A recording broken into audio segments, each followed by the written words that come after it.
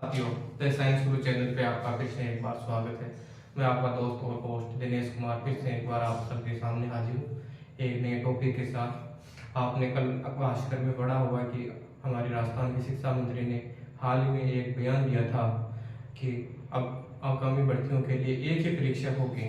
यानी कि उन्होंने क्या कहा था कि जैसे फर्स्ट ग्रेड, सेकेंड ग्रेड और third grade, first grade, second grade और थर्ड ग्रेड तीनों के लिए एक ही कॉमन एग्जाम होगी, एक ही एग्जाम।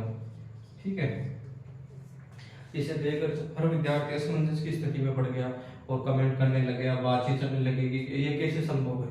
तो आपको मैं बताना चाहूंगा कि ये अभी पॉसिबल नहीं है। उनके कहने का तात्पर्य मेरे हिसाब से हो सकता है कि जैसे थर्ड ग्रेड की दो एग्जाम होती है, एक तो रिट और एक होती है थर्ड ग्रेड के नाम से मुख्य एग्जाम होती है। तो या तो उन दोनों का मतलब कि कहने का मतलब है कि दोनों में एक ही एग्जाम होगी, यानी कि दो टुकड़ों में नहीं होगी। क्योंकि अगर दो टुकड़ों में कोई भी एग्जाम होती है तो एक लंबा समय लग जाता है और गवर्नमेंट को भी बहुत परेशानी होती है बार बार एग्जाम करना कराने में। बच्चे भी बहुत परेशान होते हैं और पेरेंट्स भी बहुत परेशान होते हैं। तो उस टाइम को कम करने के लिए और परेशानी को कम करने के लिए हो सकता है कि एक ही एग्जाम, यानी कि वो एग्जाम क्वालिफाई करते ही आपकी डायरेक्ट ज्वाइनिंग आई। तो उनका दूसरा मतलब है कि कुछ बच्चे कह रहे हैं कि सर तीनों की एग्जाम एक ही होगी, यानी कि जो फर्स्ट ग्रेड, सेकंड ग्रेड और थर्ड ग्रेड तीनों की एक ही एग्जाम होगी और रैंक के आधार पर उन्हें पोस्टिंग मिलेगी।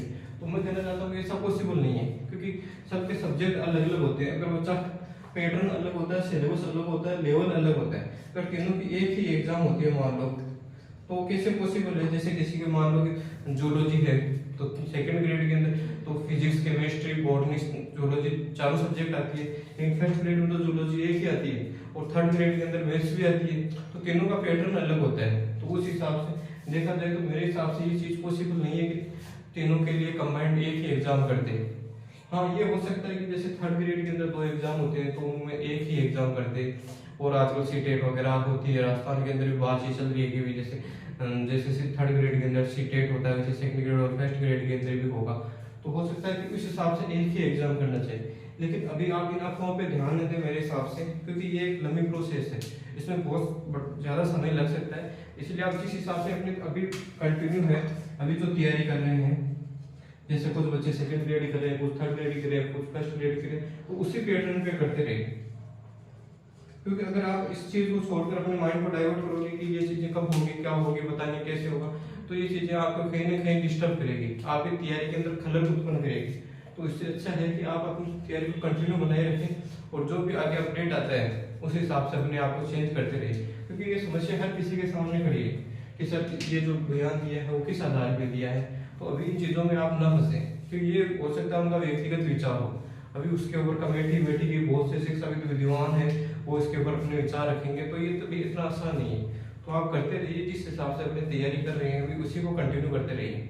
अगर जल्दबाजी करोगे कि नहीं सर ऐसा होगा, आप अपने आप रुक जाओगे, डिले पड़ जाओगे कि हाँ अभी हम जो आगे क्या अपडेट आता है, आचार संहिता के हटने का वेट करोगे, तो कहीं ना कहीं आप नुकसान में हो।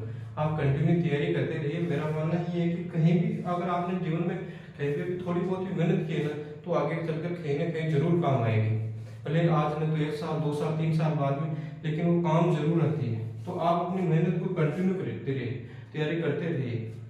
वही मेहनत आगे धीरे चल के आपको एक सुखद अनुभव देगी, परिणाम देगी, पॉजिटिव परिणाम देगी। तो आपको मैं कहना चाहता हूँ कि फालतू के अफवाहों में ध्यान न दे। जो खबर आ रही है उनको अपना ध्यान हटाकर अपने बस काम के ऊपर फोकस करें, अपनी तैयारी पर फोकस करें। और अगर कोई अपडेट आता है तो मैं जल्द इसी चैनल पर आप सभी के सामने हाजिर हो जाऊंगा। धन्यवाद। अगर मेरी बात अच्छी लगी तो चैनल को लाइक करें, शेयर करें, सब्सक्राइब करें।